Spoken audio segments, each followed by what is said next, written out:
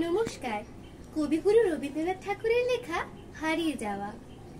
ছোট্ট আমার মেয়ে সঙ্গিনীদের ডাক শুনতে পেয়ে সিঁড়ি দিয়ে নিচের তলায় যাচ্ছিল সে নেমে।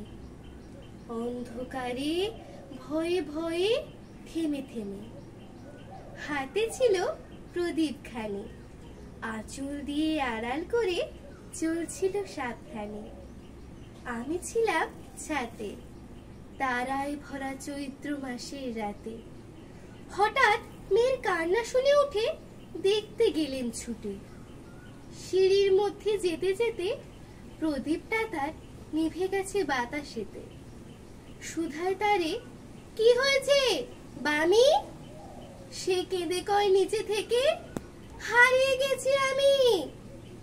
তারায় ভরা চৈত্র মাসের রাতে ফিরে গিয়ে ছাতে মনে হলো আকাশ পানে চেয়ে আমার বামের মতোই যেন অমনি কে এক মেয়ে।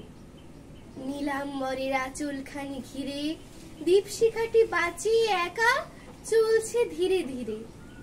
নিভত যদি আলো, যদি হঠাৎ যেত থামে,